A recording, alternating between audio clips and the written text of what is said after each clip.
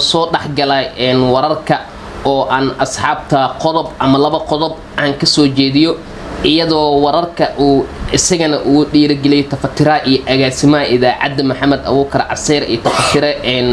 caana boore Bashiir Cali Daahir marka asxaabta mar walba waxaan jeclahay in aan u soo gudbiyo arimaha aad xasaasi u leh sidoo kale asxaabta waxay naga heli karaan YouTube ka wariye Catooshare oo ay subscribe like share ay saari doonaan Ali Mawlid aniga oo fursadan ka faa'iideysanaya ayaan xali waxaan u soo diyaariyay asxaabta barnaamij ku saabsan baro madaxdii soo martay dalkaaga hooyo xiliyadii ay xilka qabteen ee xiliyadii ay tageen Soomaaliya waxa soo martay 9 madaxweyne Maxamed Cabdilaahi Farmaajo ayaa 9 ku ah madaxdaas waxa jirtay xiliyo oo ay xilkaas soo qabteen oo si kala duwan ay u soo maamulayeen madaxweynaha ugu taariikhda dheeraay ee 2 jeer la doortay ayaa jiro waa kuma horta aan ku horeyna waxa la leeyahay 1 Luulyo 1960 ilaa 10 Juun 1967 waxaa xilka madaxweynenimo ee Soomaaliya qabtay Aadan Cabdulle Cismaan Aadan Cadde oo xiligaas ka tirsanaa xisbiga SYL loo yaqaan sidoo kale 10 Juun 1967 ilaa 15 Oktoobar 1969 waxaa asagana xilka madaxweynenimo qabtay ee Soomaaliya Cabdirashiid Cali Sharmaarke waxa uu ka tirsanaa SYL sidoo kale waxaa la leeyahay 21 Oktoobar 1969 ilaa iyo 1 Luulyo 1976 waxaa xilka madaxweynenimo ahaa Maxamed Siyaad Bare oo asagana ahaa madaxweyne aad khibrad sare u lahaa uguna sareeyay xiligaasi xurnimada Soomaaliya ay qaadatay ayuu madaxweyne ahaa Maxamed Siyaad Bare rekoorka kale u yaalo waxa ay tahay in mar labaad la doortay oo waxa ay ahayd 1 Juun 1976 ilaa 26 Juulaay Janaayo aan iraade ilaa 26 Janaayo 1991 ayuu mar kale xilkaasi hayay waxa uu noqday Caliyo madaxweyne 2 jeer la doortay oo muddo 30 sano ah maamulayay dalkeena Soomaaliya hadii aynu eegno waxa ku xigay Cabdullaahi Yuusuf Axmed waxa uu ahaa aan iraade Ali Mahdi Maxamed Ali Mahdi waxa uu xilka hayay Janaayo 1991 ilaa iyo Juun 1995 ayaa la leeyahay waxa uu ahaa madaxweyne ku meel gaar ah Ali Mahdi hadii aynu eegno waxyaabaha kaleente Soomaaliya muddooyin ay madax ay leeyihiin ayaa jiro oo ay wax dawlad ah ay ka jirin dalka Ali Mahdi dawladiisa ma aysan shaqeyn ayaa la leeyahay oo waxa ka hor yimid Maxamed Faarax Ciidiid marka Ali Mahdi waxa uu ahaa oo kaliya madaxweyne ku meel gaar ah hadii aynu eegno madaxda kaleente waxa la leeyahay 15 Juun 1995 ilaa 27 Oktoobar 2000 Soomaaliya wax dawlad ah ma aysan ka jirin sidoo kale 27 Oktoobar ayaa la leeyahay 2000 ilaa 14 Oktoobar 2004 waxa ahaa madaxweynaha Soomaaliya Cabdiqaasim Salaad Xasan oo asagana ku meel gaar ah ayaa la leeyahay hadii aynu eegno 14 Oktoobar 2004 ilaa iyo 29 December 2008 waxa madaxweynaha Soomaaliya ahaa si ku meel gaar ah u hayay Cabdullaahi Yuusuf Axmed hadii aynu eegno sidoo kale 31 Janaayo 2009 ilaa iyo 20 Oktoobar 2012 waxa xilka madaxweyne ahaa si ku meel gaar ah u hayay Sheekh Shariif Sheekh Axmed oo aad ogtiin in uu madaxweynihii Soomaaliya keenay in la isku doorto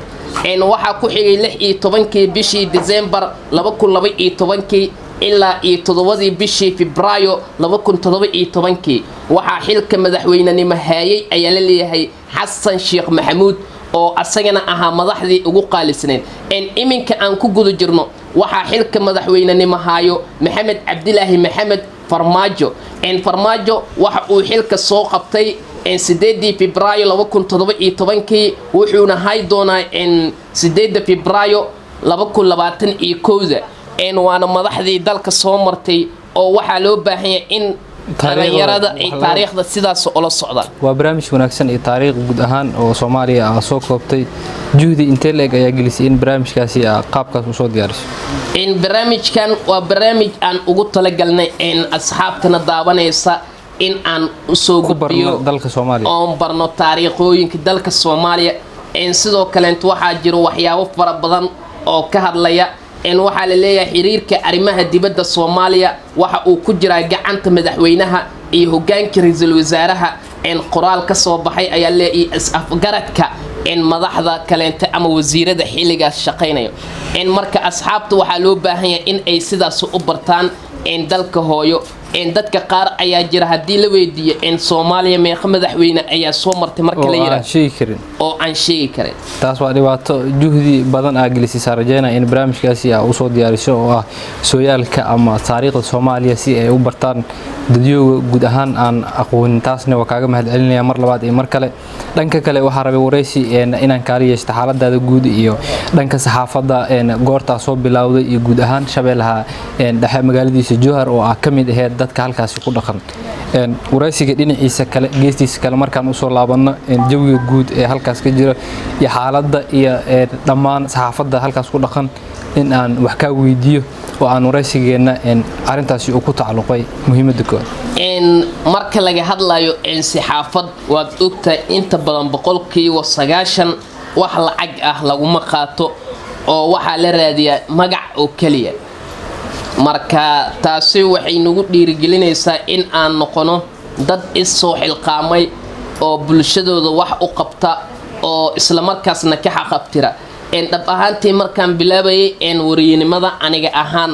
caqabada aankee ayaa kala kulantay ognaanay marka shaqo ama wax walba la qabanayo waxay leeyihiin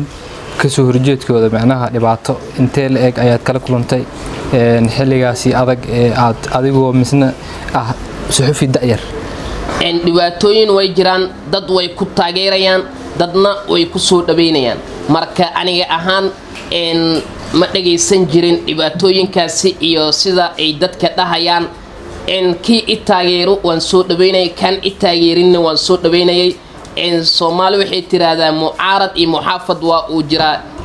qof hadduu mucaarad iyo muxaafad uu saleeyahin waa erig aan cusba lahayn qof aan jirin oo kale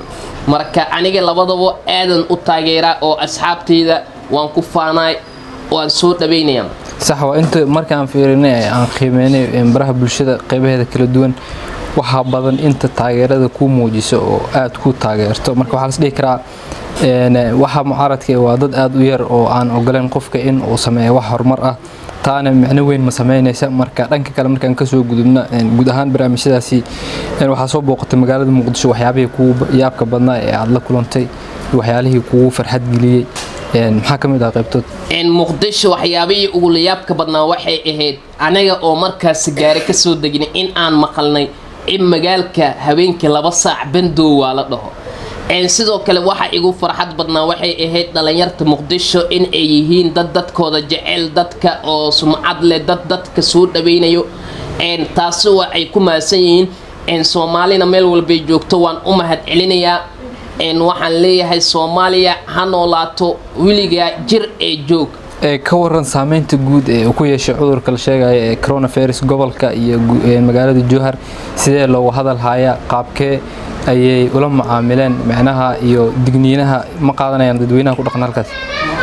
cudurka coronavirus-ka waa cudur saameyn ku yeeshtay Soomaaliya idil marka laga hadlayo caalamka idil wadamada uu ka soo bilowdo waxa kamid dalka Jaynaha magaalada Ohana la yiraahdo oo halkaas hadda la sheegay in uu cudurkaasi ka dhamaaday oo si yaraanayo uu hoos u dhac ku yimid wadamada qaaradda Yurub qaarkood la furayo Shabeellaha dhexe waxa laga helay hal shakhsi oo kaliya shakhsigaasuna waa uu geeriyooday dadka la kulmayna wasaaraddu waxay ku amartay in ay isoo karantiilaan oo tijaabo caafimaad ay maraan sida ciyaaryahan la gadanayo kale waad ogtaa aday marka ciyaaryahan la gadanayo waxa la leeyahay ciyaaryahan hebel wuxuu caawa maraya tijaabada caafimaad marka waxa la leeyahay maadaama aad la kulanteen shakhsigaas geeriyooday ilaahay jannadii firdawsa ka waraabiye waa in aad karantiil gashaan oo tijaabada caafimaad oo la hubiya oo hubsiina la geliyo macnaha caafimaadkooda guud ahaaneed iyo badqabkooda shakhsi intaba marka qofkaas oo kaliya ayaa jiro in Muqdisho waxaa la sheegay in 62 qof in ay marayso iyadana oo 2 qof ayaa u geeriyootay in 2 kalena way ka bogsooday